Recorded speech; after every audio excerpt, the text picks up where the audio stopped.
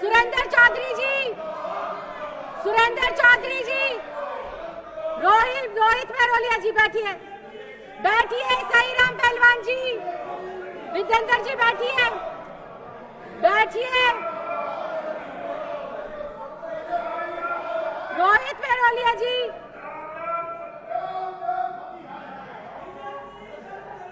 अखिलेश पति त्रिपाठी जी, प्रवीण जी,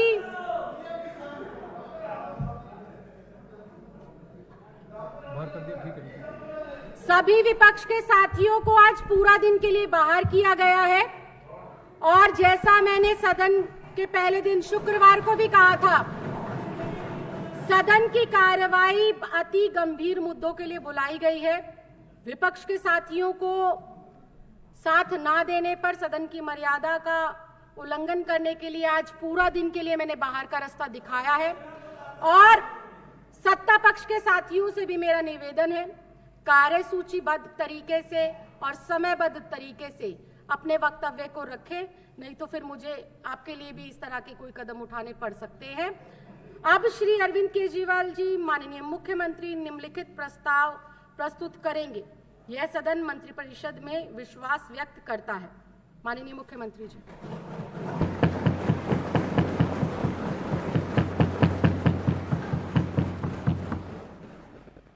आदरणीय अध्यक्ष महोदय, ये बड़े दुख की बात है कि आज इतना अहम विषय कॉन्फिडेंस मोशन के ऊपर इस सदन में चर्चा होनी है और विपक्ष का इतना गैर जिम्मेदाराना रवैया, वो चर्चा करना ही नहीं चाहते, वो डिस्कशन करना ही नहीं चाहते, वो केवल सदन की कार्रवाई को डिसरप्ट करना चाहते हैं, वो केवल ड्रामेबाजी करना चाहते हैं। जिस तरह से अभी हम लोगों ने पूरे, मुझे लगता है टीवी चैनलों पे लाइव चल रहा होगा, लोग देखेंगे कि कैसे लोगों को वोट दे दिया हमने। ये क्या करते हैं सदन के अंदर बैठ के, चर्चा ही नहीं करते ये लोग, बात ही नहीं करते ये लोग, नौटंकी करते हैं। ये बड़े दुख की बात है कि इतने गंभीर विषय वाले दिन भी इन लोगों ने इस तरह की गंदी राजनीति और छोटी राजनीति करने की कोशिश की। अध्यक्ष महोदय, आज पूरे देश में लोग महंगाई की वजह से बहुत ज़्यादा परेशान हैं, बहुत ज़्यादा परेशान हैं। लोगों के घर के खर्चे नहीं चल रहे, लोगों को कई लोगों को मैं ऐसा जानता हूं जो कि एक टाइम की उन्होंने सब्जी लेनी बंद कर दी, नमक से रोटी खा लेते हैं। कई लोगों ने दूध कम कर दिया। पूरे देश के अंदर आज महंगाई की वजह से बहुत ज़्यादा लोग परेशान हैं।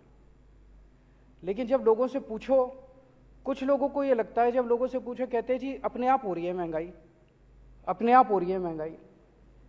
महंगाई अपने आप नहीं हो रही, महंगाई इन लोगों ने कर रखी है। इतना टैक्स लगा दिया पिछले 5-7 साल में, इतना टैक्स लगा दिया, हर चीज में इतना टैक्स लगा दिया इन लोगों ने जिसका कोई अंत नहीं है।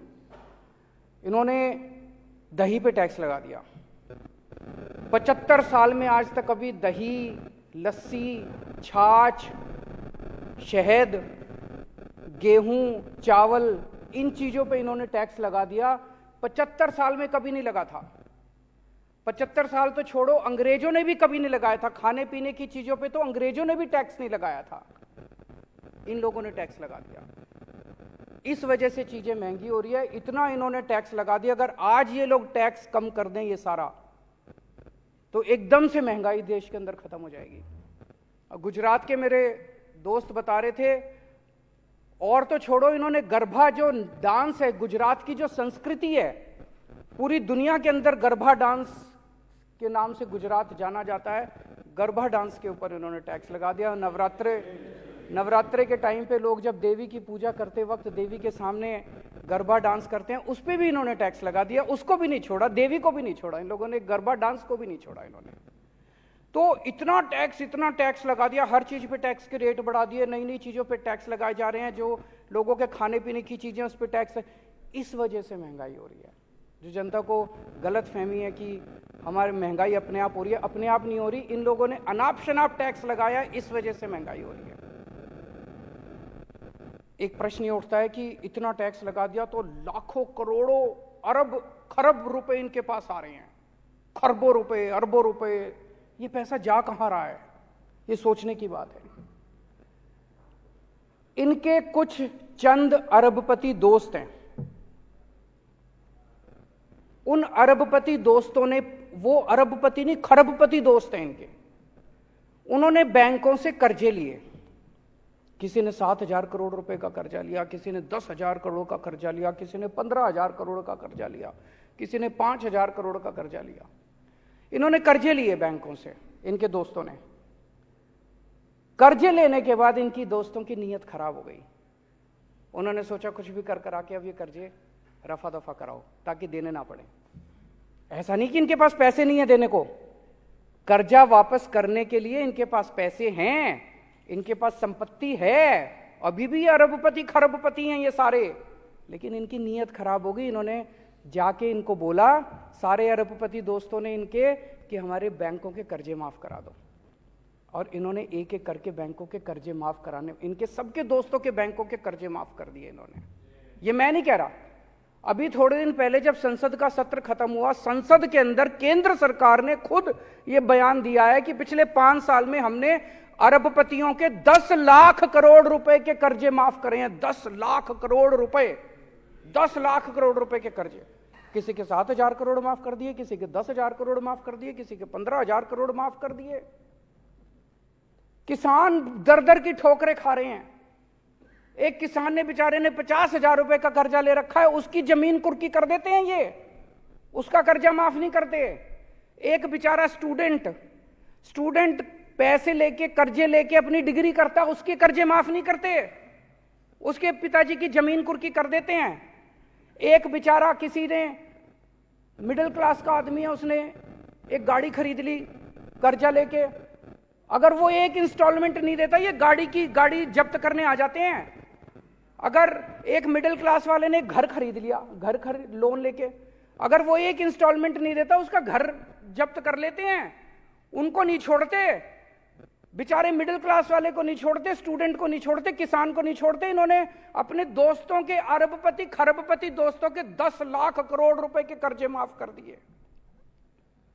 क्या होता है इनके यहां, कोई एक दोस्त आया, बोला जी मेरे 5,000 करोड़ रुपए माफ कर दो। ये मंत्री को बुलाते हैं, हाँ भाई दही पे टैक्स लगा दे। फिर दही पे जितना टैक्स आता है उससे एक दोस्त के कर्जे माफ। फिर दूसरा दोस्त आता है, मेरे जी 10,000 करोड़ रुपए माफ कर दो।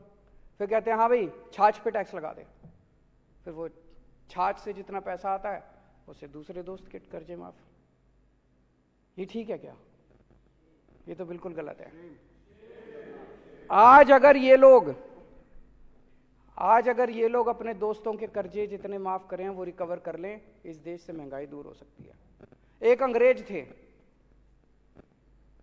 अंग्रेज हमारे देश से, आपने पिक्चरें देखी होगी, वो कौन सी वाली थी, लगान, और भी इस तरह की कई पिक्चरें आई जिसमें कोड़े मार मार के लगान ले रहे हैं लोगों से। वो लगान लेते थे, अत्याचार करते थे, और वो लगान लेके, टैक्स लेके हमारे देश पे खर्च नहीं करते थे, वो सारा पैसा इंग्लैंड ले जाते थे। और अब उनके बाद ये अंग्रेज आए हैं, ये भी खूब खून चूस रहे हैं जनता का, खूब टैक्स ले रहे हैं, हर चीज पे टैक्स ले रहे हैं। वो टैक्स आपके ऊपर खर्च नहीं कर रहे, आपके स्कूल नहीं बना रहे आपके बच्चों के लिए, आपके लिए अस्पताल नहीं बना रहे, आपके लिए बिजली नहीं कर रहे, आपके लिए सड़कें नहीं बना रहे, आपसे टैक्स ले लेके ये सारा पैसा अपने अरबपति दोस्तों के जेब में डाल रहे हैं। इसलिए महंगाई हो रही है कि मैं देश की जनता से पूछना चाहता हूं, क्या हम ये बर्दाश्त करते रहेंगे? पेट्रोल और डीजल क्यों महंगा हो रहा है? कभी सोचा हमने? रोज पूरी दुनिया में हम देखते हैं, पूरी दुनिया में तेल के दाम गिरते हैं और हमारे देश में दाम बढ़ते हैं। ऐसा कैसे हो सकता है? पूरी दुनिया में कितने ऐसे देश हैं जहां पे भारत से कहीं ज्यादा सस्ता पेट्रोल डीजल मिल रहा है, हमारे यहां महंगा क्यों मिल रहा है? पेट्रोल और डीजल पे अनाप शनाप टैक्स लगा रखा है इन लोगों ने, इतना टैक्स लगा रखा है। ये पैसा कहां जाता है? ये पैसा जाता है ऑपरेशन लोटस पे। ये क्या है ऑपरेशन लोटस? ऑपरेशन लोटस है, अलग अलग राज्यों के अंदर ये लोग एमएलएज को डरा के, एमएलएज को खरीद के, और उससे ये लोग सरकारें गिराते हैं और अपनी सरकार बनाते हैं। खूब पैसा देते हैं। दिल्ली के अंदर तो हम बर्दाश्त कर चुके हैं, दिल्ली के अंदर तो हम खुद भुक्तभोगी हैं। अभी पिछले दिनों इन्होंने हमारे एमएलएज को 20-20 करोड़ रुपए के अंदर हमारे एमएलएज को इन्होंने खरीदने की कोशिश की। कम से कम 12 एमएलएज ने आके मेरे को बताया कि 20-20 करोड़ रुपए कह रहे हैं, 20-20 करोड़ रुपए ले लो और आम आदमी छोड़ दो और बीजेपी में आ जाओ और इनका टारगेट था 40 एमएलए लेने का।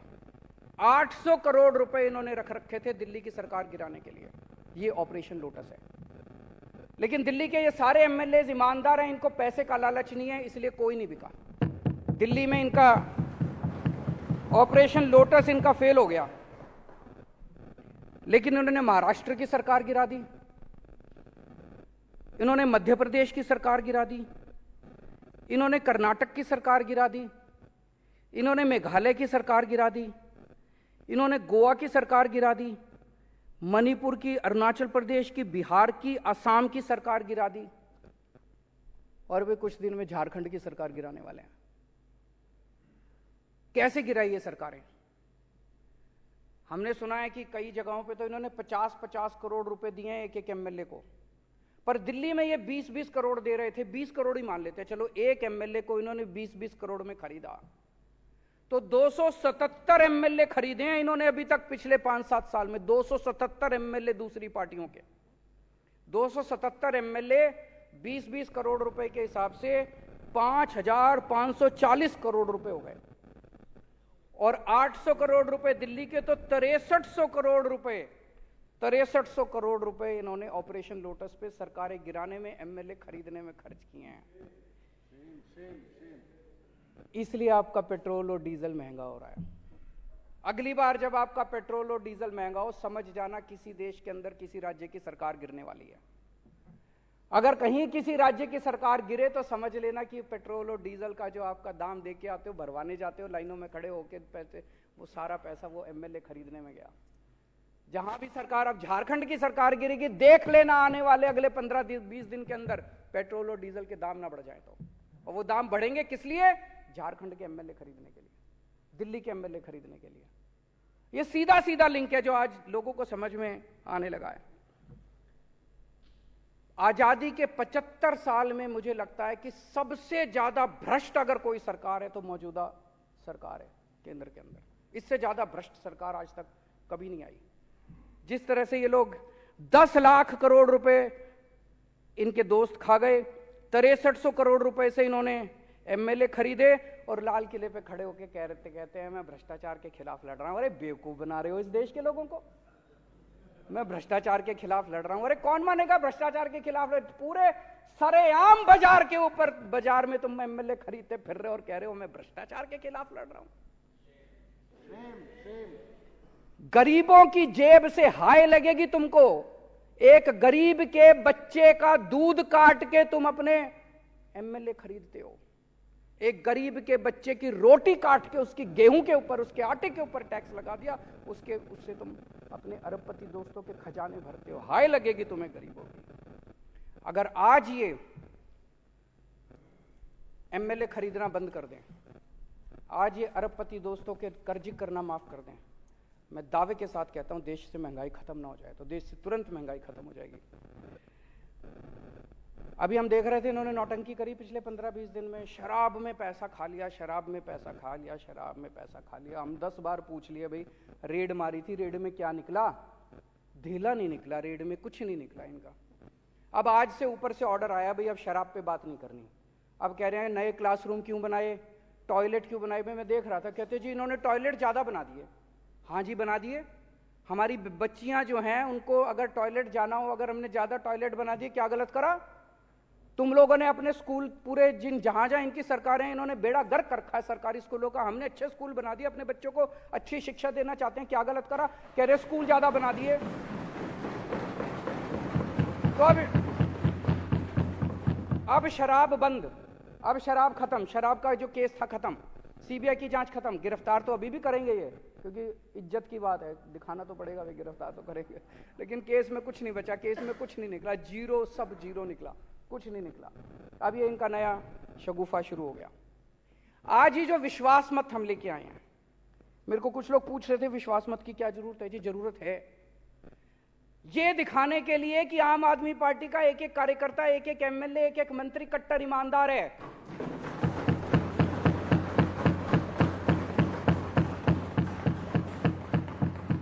ये दिखाने के लिए कि मध्य प्रदेश में ऑपरेशन लोटस सक्सेसफुल हो गया, गोवा में ऑपरेशन लोटस सक्सेसफुल हो गया, कर्नाटक में ऑपरेशन लोटस सक्सेसफुल हो गया, महाराष्ट्र में हो गया, लेकिन दिल्ली में आके टाइटा फिस हो गया। इन्होंने पूरी कोशिश करी 20-20 करोड़ रुपए के अंदर हमारे एमएलए खरीदने की। कॉन्फिडेंस मोशन से हम ये साबित करेंगे दिल्ली की जनता को कि एक भी एमएलए नहीं बिका, कोई नहीं बिका, एक भी नहीं बिका। एक भी खरीद के दिखा दो, हम मान जाएंगे। आज मैं चैलेंज करता हूं इस सदन के, एक भी खरीद के दिखा दो तो हम मान जाएंगे। तो इसलिए ये कॉन्फिडेंस मोशन लेके आए हैं। अध्यक्ष महोदया, मैं आपकी अनुमति से निम्नलिखित प्रस्ताव प्रस्तुत करता हूं कि यह सदन मंत्री परिषद में विश्वास व्यक्त करता है।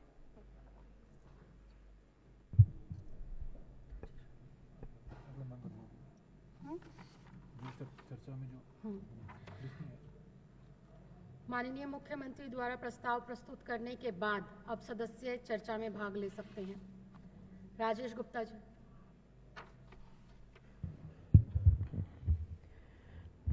धन्यवाद अध्यक्षा महोदय, आपने इतने महत्वपूर्ण विषय पे बोलने का मौका दिया। वैसे तो सदन इसलिए लगाया जाता है कि उस पर बहस हो पाए, और जब इन्होंने दुनिया के सबसे अच्छे शिक्षा मंत्री के ऊपर कुछ सवाल उठाए तो हम चाहते थे कि ये सदन में आके कुछ बात करें, कुछ बहस करें। लेकिन आपने देखा कि 26 तारीख को भी ये ऐसे ही भागे, आज भी ये आते ही भाग गए, क्योंकि ये चाहते ही नहीं कि बहस हो, बात हो। कम्युनिकेशन तो ये चाहते ही नहीं है, बस बात को थोपना चाहते हैं। ये भारतीय जनता पार्टी जो दुनिया की सबसे झूठी पार्टी है, अगर आप गूगल भी करोगे तो आप देखोगे कि सबसे झूठी पार्टी अगर दुनिया की कोई है तो ये भारतीय जनता पार्टी है। इनका बिल्कुल आप देखिए, गूगल में जितना देखिए, और ये तो तब है जब इनकी वेबसाइट आदि इन्होंने खरीदी हुई है, उसके बावजूद ये आता है कि दुनिया की सबसे झूठी पार्टी है। सुबह सुबह निक्कर पहन के पहला काम पार्कों में जाओ। अब तो पैंट पहननी शुरू कर दी। नहीं, पैंट पहनने में इनको शर्म आती है, वो आदत पड़ी हुई है। अभी मुझे सुबह बताया, मैं अपनी बहन आतिशी जी के साथ में कहीं कमरे में बैठा था, तो किसी ने मुझे बताया कि जो आदतें पड़ जाती हैं वो पड़ जाती है। तो जो आदत है वो इनकी निक्कर की है। तो सुबह निक्कर पहनते हैं और प्लानिंग करते हैं कि आज जाके क्या झूठ बोलना है, इतिहास को कैसे मरोड़ना है। रोज बहसें करते हैं कि पृथ्वीराज चौहान, जहां जैसे चुनाव होते हैं, अगर दिखता है कि ठाकुरों के इलाके में चुनाव है तो अब बोलेंगे पृथ्वीराज चौहान तो गुजर थे। बस सुबह सुबह बहस देखो किस बात पे हो रही है। अरे हमारे सारे महान लोग थे, चाहे पृथ्वीराज चौहान थे, चाहे महाराणा प्रताप थे, चाहे गांधी जी थे, चाहे अंबेडकर जी थे, ये उनमें भी कुछ ना कुछ रिफ्ट पैदा करने लगते हैं। नहीं नहीं, अंबेडकर जी ज्यादा मानते अपने टाइम के हिसाब से, नहीं नहीं, गांधी जी ज्यादा थे। लेकिन मेन तो इनके लिए महान सिर्फ नथुराम गोडसे थे, और तो कोई था नहीं। सुबह सुबह झूठ यही व्हाट्सएप पे डलवाते हैं। हाँ, चिड़िया पे बैठ के सावरकर जुड़ गए। अब देखिए, यही सुबह व्हाट्सएप पे डलवाते हैं कि गांधी को क्यों मारा नथुराम गोडसे जी ने। ये डलवाते हैं खूब व्हाट्सएप पे, आप सबके व्हाट्सएप पे आप देखते होंगे, आता है रोज। और फिर गांधी जी का चरखा भी चलाते हैं मोदी जी। तो हाईली कंफ्यूज्ड लोग हैं कि किसके साथ है, इनको पता ही नहीं है। सुबह सुबह जाके इनकी बातों को सुनो कि भाई हिंदी बेल्ट पे तो हमारा कब्जा है, यहां तो हम जीत ही जाते हैं। अब इंडिया के नॉर्थ को देखें, जम्मू कश्मीर में ना कोई पूछता नहीं, पंजाब में ना कोई पूछता नहीं, हरियाणा में अगर ये चौटाला साहब को नहीं लेते इनकी सरकार नहीं बन रही थी, दिल्ली में 7 पुश्तों में इनका कुछ नहीं होना। 7 पुश्तों की तो गारंटी है, 6 हो गई, 6 नहीं हुई, अभी तो पहली चल रही है। 7 पुश्तों में ना कोई पूछने वाला नहीं। राजस्थान के अंदर खूब कोशिश कर ली, मध्य प्रदेश में तोड़ के बनाई है, बिहार में अपनी दवाई का स्वाद चख लिया, झारखंड में है नहीं, उड़ीसा में भी कोई दूर दूर तक लेना देना नहीं, छत्तीसगढ़ में सरकार नहीं, और गुजरात में अब की बार निपटने वाले हैं। ये हिंदी बेल्ट है जिसमें ये कहते हैं कि इनकी बहुत ज्यादा पकड़ है। अब केंद्र की सरकार में कहते हैं हमारी सीट आ जाती है, तो भाई वहां विकल्प नहीं था। लोगों को लगता था कि एक तरफ झूठी पार्टी है, दूसरी तरफ इनके जैसी ही एक करप्ट पार्टी है, तो वो ये देख लेते थे कि चलो भाई इनको मौका देख लेते हैं, उनको बहुत साल मौका दे दिया, अब इनको दे देते हैं। सुबह का पहला काम, आप सब अपने पार्कों में जाके देखेंगे तो आप चेक कर सकते हैं कि पहले ही ध्वज प्रणाम, फलाना प्रणाम, ढिमकाना प्रणाम। और कल मैंने देखा क्रिकेट का मैच, आपने देखा होगा कईयों ने, तो जय शाह जी को झंडा दिया किसी ने, कह रहा नहीं नहीं नहीं ये नहीं चाहिए, पाकिस्तान का देना था उनको, या दुबई में बैठे थे दुबई का देना चाहिए था। झंडा लेने से साफ मना कर दिया, नहीं आरएसएस का उनको कोई लेना देना नहीं है, उनके पिताजी का भी नहीं है, वो तो मोदी जी का है। जय शाह ईरान से आए हुए कुछ लोग थे, उनको शाह कहते थे, भाई शाह हिंदी का तो शब्द है नहीं, तो ये लोग जो बाहर से आए हैं, ईरान से, फारस से, शाहजहां के रिश्तेदार, तो वो जय शाह जी जिनका क्रिकेट से दूर दूर तक कोई लेना देना नहीं है, मुझे लगता है कि हमारा ही कोई साथी बॉल फेंक दे तो तीनों किल्लियां बिखर जाएंगी, और वहां पे खड़े हुए हैं, पता नहीं क्या उनके पास में ऐसी उपलब्धि है। जो परिवारवाद की बात करती है पार्टी, वो एक बात जवाब नहीं दे पाएगी कि वो आदमी वहां पे बैठ के वहां क्या कर रहा था दुबई के अंदर। और ये हमारे बच्चों को क्या सिखाते हैं कि राष्ट्र की बात करो, झंडा लो, गाय की बात करो, यही सिखाते हैं ना। और अपने बच्चों को कहां भेज रहे हैं कि वहां बैठ के फर्स्ट क्लास दुबई के अंदर बैठ के क्रिकेट का मैच देखो, लुत्फ उठाओ, मजे लो। हमारे बच्चे मरने कटने के लिए दंगों में डालने की प्रेरणा देते हैं, कैसे दंगों के अंदर जाएं, और अपने बच्चों को बाहर पढ़ाते हैं, अच्छी जिंदगी देते हैं। रणजी खेला, वो रणजी भी ऐसे खेला होगा जैसे वहां पे बैठे हुए हैं। ये इतने करप्ट लोग, अभी आदरणीय नहीं खेला, कभी नहीं खेला, कुछ भी नहीं खेला, स्कूल में भी नहीं खेला, नहीं कुछ नहीं, वो इनको राजेश जी विषय पर इनको रहिए। मुझे ऐसा लगता है कि जो खुद ही फुटबॉल है वो क्या खेलेगा, तो कुछ नहीं खेला कभी भी, बस स्कूल में खेला है। अब आप देखिए कि जैसे आदरणीय मुख्यमंत्री जी ने कहा, हमारी सरकार ने बजट के अंदर एक बार जूते के ऊपर ये करा के थोड़ा टैक्स, 500 से ऊपर के जूते पर टैक्स था, 500 से नीचे के जूते पर टैक्स नहीं था, ऐसा ही कपड़े में था। आदरणीय उप मुख्यमंत्री जी सदन में बैठे हैं, इन्होंने ये करा कि इसको बराबर कर दिया जाए और 500 से नीचे के जूते के ऊपर भी 5% टैक्स करा, और जो 12% था 500 से ऊपर वाला उसे घटा के कर दिया कि ताकि ये फ्लैट हो जाए और ये चल जाए। क्योंकि मैं जूते के व्यवसाय से आता हूं, मैंने उसी वक्त उनसे बात करी तो उन्होंने भी पूछा यार 500 से नीचे के जूते तो कम ही आते हैं। लेकिन दिल्ली की हालात ये है कि छोटे छोटे लघु उद्योग है, उस छोटे छोटे लघु उद्योग में ये हालात है कि लोग 20 रुपए की चप्पल बना के 18 रुपए की बेच रहे हैं। ये इन बीजेपी के राज में जो व्यापारियों की पार्टी बताते हैं अपने आप को, 20 रुपए की चप्पल बनाते हैं और अपने बच्चे के दूध के लिए, दही के लिए, अपने बच्चे के जीवन यापन के लिए कि कैसे उसको देख लें, जो प्राइवेट स्कूल में भेजते हैं, वो 20 की चप्पल 18 में बेचनी पड़ती है उस कैश के लिए। सुबह सुबह, मतलब शाम को यहां पर इन्होंने बजट पेश करा, सुबह तक बहुत सारे लोगों ने आदरणीय मुख्यमंत्री जी से बात करी, ज्ञापन दिए, और अर्ली मॉर्निंग 9:30 बजे, ब्रेकफास्ट से पहले ब्रेकफास्ट भी नहीं किया था, मुझे आज भी याद है, इन्होंने पूरा का पूरा ही जीरो कर दिया, 500 से ऊपर वाला भी जीरो और 500 से नीचे वाला भी जीरो।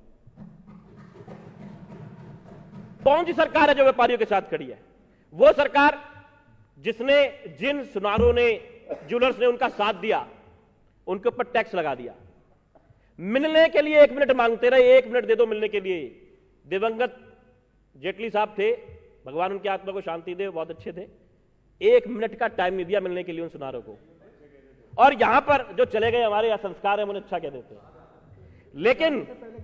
लेकिन देखिए कि हमारी सरकार जो व्यापारियों के साथ पिछले 8 सालों से कोई टैक्स बढ़ा नहीं रही, कोई रेड नहीं डालती। इन दिवाली के ऊपर ये हालात होते थे व्यापारियों के कि एक अधिकारियों को कहा जाता कि जाओ इतना बजट लेके आओ, इतना पैसा लेके आओ, आज कोई छापा नहीं पड़ता, एक छापा नहीं पड़ता आज। तो कौन सी सरकार है जो व्यापारी के साथ खड़ी है? वो जो टैक्स नहीं बढ़ाती, वो जो छापे नहीं मारती, या दूसरी वो सरकार जो नोटबंदी के नाम पे, जीएसटी के नाम पे, पेट्रोल के नाम पे, डीजल के नाम पे करप्शन कर रही है, पैसे निकाल रही है। हमारी माताओं बहनों के हाथ से भी पैसे निकाल लिए, जो 100-100 रुपए करके उन्होंने इकट्ठे करे थे कि कभी किसी खराब वक्त में काम आ जाए। मैं आज जो मुख्यमंत्री जी ने बात रखी है, उस बात का पूरा समर्थन करता हूं। जो बात उन्होंने कही कि जितनी महंगाई बढ़ रही है, वो मोदी जी खुद अपने दोस्तवाद के अंदर आके, अपने दोस्तों का साथ देके उस महंगाई को बढ़ा रहे हैं और आम आदमी के जीने को, जिंदगी हराम कर रहे हैं। जबकि आम आदमी पार्टी फ्री शिक्षा के नाम पे, चिकित्सा के नाम पे, सुरक्षा के नाम पे लोगों की कुछ ना कुछ मदद कर रही है, उनको खुश रखने की कोशिश कर रही है। आपने मुझे बोलने का मौका दिया, आपका बहुत बहुत धन्यवाद। दुर्गेश जी। बहुत बहुत धन्यवाद अध्यक्ष महोदया। आज मैं देश के सामने 1400 करोड़ रुपए के सोमनाथ एक जी। बहुत बड़े घोटाले का खुलासा करने जा रहा हूं। ये घोटाला हमारे राष्ट्रपिता महात्मा गांधी के नाम पे हुआ। ये घोटाला उनके प्रतीक चिन्ह खादी के नाम पे हुआ और बड़े दुख और शर्म के साथ ये कह रहा हूं कि ये घोटाला किसी और ने नहीं बल्कि दिल्ली के उपराज्यपाल महोदय विनय कुमार सक्सेना जी ने किया, जब वो खादी के चेयरमैन थे।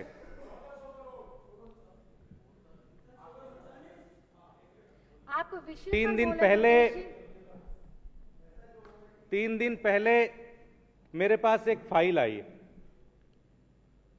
ये फाइल पढ़ने के बाद मैं दंग हो गया कि किस तरह से नोटबंदी के दौरान जब सैकड़ों लोगों की जान चली गई, हजारों लोग बेघर हो गए, लाखों लोगों की नौकरी चली गई, लाखों लोगों के बिजनेस तबाह हो गए, लोग भूखे थे, अन्न के लिए तरस रहे थे, उस समय हमारे एलजी साहब 1400 करोड़ के भ्रष्टाचार में लिप्त थे।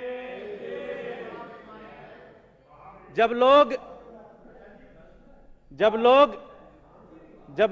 लोग अपने पड़ोसी के घरों में जा जाके कह रहे थे जी कि खाना नहीं है, जब पूरा देश निकल गया था, राशन की बोरियां बांट रहा था एक एक घर में जाके, उस समय विनय कुमार सक्सेना जी 1400 करोड़ रुपए का घोटाला कर रहे थे इस देश के अंदर।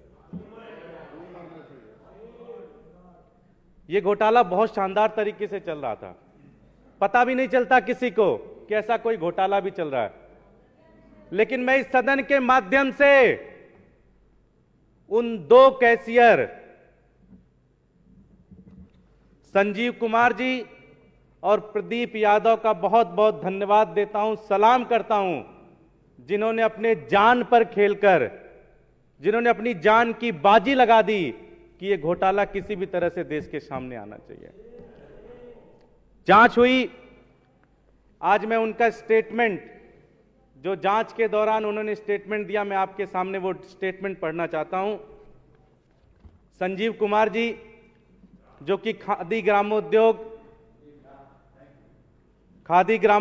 के जो बिक्री केंद्र है उसके हेड कैशियर थे, उनका स्टेटमेंट मैं पढ़ने जा रहा हूं। यह मामला 8 तारीख को, जब 8 नवंबर को प्रधानमंत्री मोदी जी ने देश के अंदर जो पुराने नोट थे 500 और 1000 नोट के जब बंद कर दिए, उसके बाद 8 तारीख के बाद जो पुराने करप्ट, जो एक तरीके से ब्लैक मनी थी, जो उसको व्हाइट करने का जो सिलसिला खादी ग्रामोद्योग के अंदर चला, उसके बारे में है पूरी तरह से। हेड कैशियर संजीव कुमार जी अपने स्टेटमेंट में कहते हैं कि मैंने 500 और 1000 रुपए का पुराना नोट भवन प्रबंधक के कहने पर स्वीकार किया। अगर बैंक नोट ले रहा है तो जमा कराएं, ये चेयरमैन जी का आदेश है। चेयरमैन कौन थे? विनय कुमार सक्सेना साहब। चेयरमैन कौन थे? आगे फिर कहते हैं, मैंने प्रबंधक महोदय को मना किया। प्रबंधक महोदय ने मुझसे कहा कि ऊपर से चेयरमैन साहब का दबाव है, अगर नहीं किया तो चेयरमैन साहब नाराज हो जाएंगे।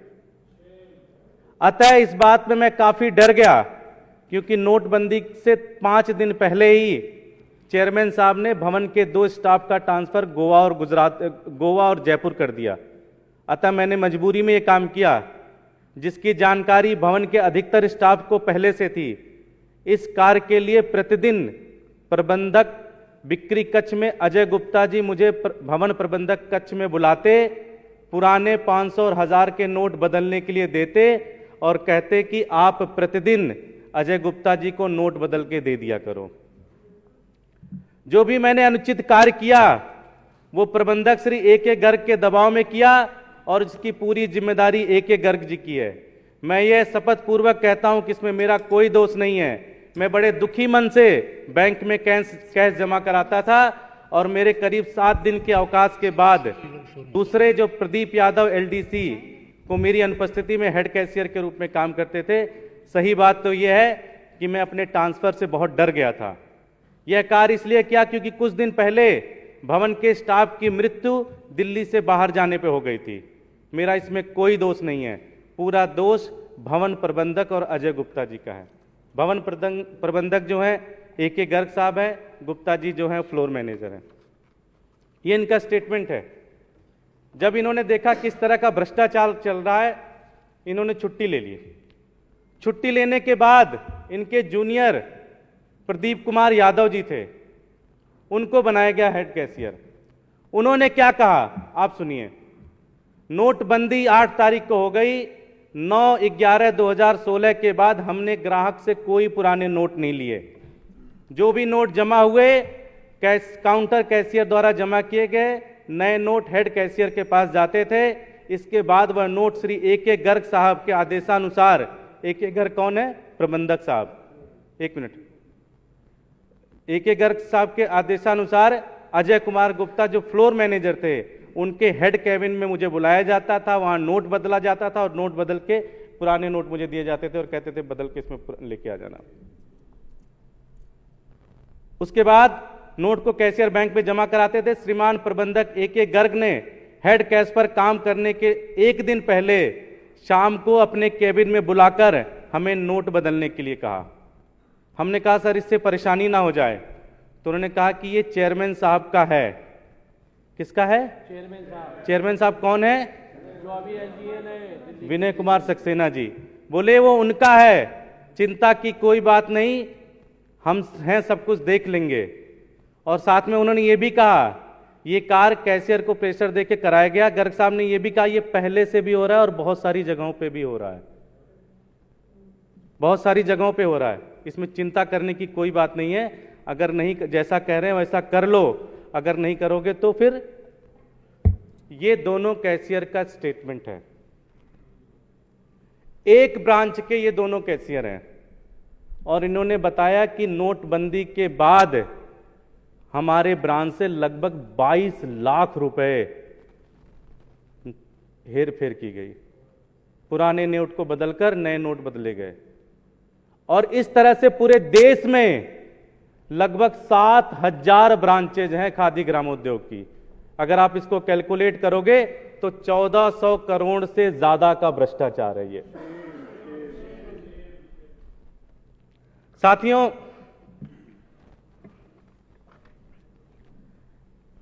ये बेचारे ये दोनों बहुत डर गए, लेकिन बड़े छोटे लोग थे, बड़े गरीब लोग थे, लेकिन इन्होंने हिम्मत नहीं हारी। इन्होंने देश के हर फोरम में इसकी शिकायत की कि हमसे ये गलत काम कराया जा रहा है। जांच हुई और इस देश का दुर्भाग्य, इन लोगों का दुर्भाग्य, हम लोगों का दुर्भाग्य कि उस जांच की अध्यक्षता किसने की? जिनके ऊपर आरोप था, उन्होंने अध्यक्षता की। और साथ ही साथ इन दोनों कैशियर को सस्पेंड कर दिया और जो दोनों ऑफिसर गर्ग और गुप्ता जो इनके इशारे पे काम करते थे उनका प्रमोशन कर दिया। एक को तो राजस्थान, पूरा का पूरा राजस्थान दे दिया उनको। ये 1400 करोड़ रुपए का घोटाला किया गया। सारा का सारा मामला लीपापोती कर दी गई। सीबीआई में भी मामला दर्ज किया गया और सबसे बड़ी बात यह है कि सीबीआई में इनका नाम तक नहीं लिखा गया। सीबीआई ने ना कोई रेड की, ना कोई पूछताछ की इनसे, सब कुछ ऐसे ही छोड़ दिया।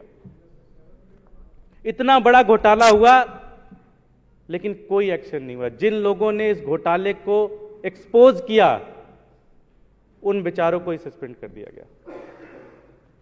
साथियों, हमने महाभारत की भी कहानियां सुनी है, हमने रामायण की भी कहानी सुनी है। इस कहानी में क्या है? कहानी में एक ही चीज है, सच्चाई कभी नहीं हारती, लेकिन ऐसा लगता है इस मामले में सच्चाई हार रही है। वो दोनों कैशियर आज दर दर की ठोकरें खा रहे हैं। वो दोनों कैशियर भाग रहे हैं कि कहीं उनकी हत्या ना हो जाए। वो दोनों कैशियर एक रात कहीं भी नहीं रहते, कहीं इधर भागते हैं, कहीं उधर भागते हैं, कहीं इधर भागते हैं, कहीं उधर भागते हैं। ये हाल कर दिया उन्होंने। मैं इस सदन के माध्यम से ये मांग करता हूं कि सीबीआई के एप्लीकेशन में, सीबीआई के एफआईआर में विनय कुमार सक्सेना जी का नाम डाला जाए। सहमत है कि नहीं सहमत है आप?